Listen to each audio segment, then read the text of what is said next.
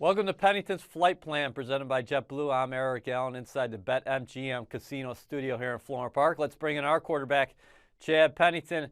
Chad, it has been an up and down year for Sam Darnold. It will end Sunday in Buffalo.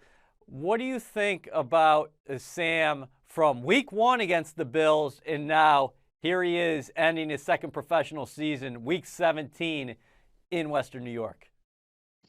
Well, Eric, although we would say that it has been up and down, I do believe that there has been considerable improvement. And where earlier in the year you probably would see 4 to 5 decisions that you would question, now you're only seeing 1 to 2 decisions that we're questioning.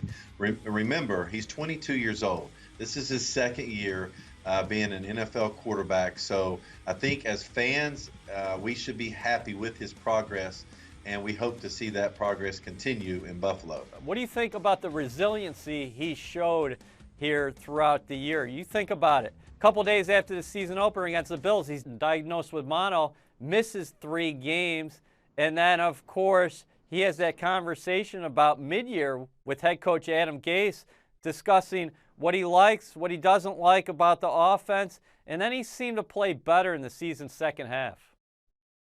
Well, I think what we're seeing is the maturation of a young quarterback. And fortunately for us as fans, we're able to see that right in front of our eyes. When I was playing and back in the day, you didn't see these things happen because most of the time quarterbacks were kept on the shelf for a couple of years.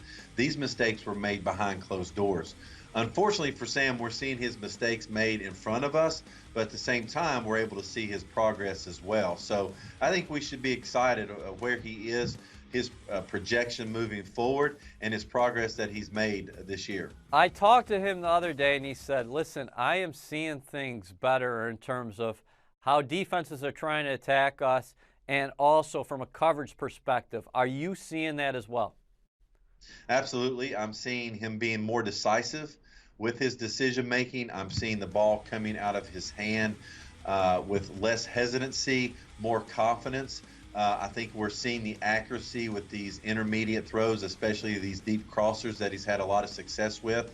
I've also seen him develop relationships with the Robbie Anderson and Jamison Crowder, those types of things. And so I think it looks really good, and I'd love to see him finish the season off against the Bills with just a solid winning performance where they can bring the victory back home from Orchard Park. Do you think Darnold and the Jets should treat this like a playoff game? Of course, they're not playing in the postseason, and the Bills still might have everything to play for.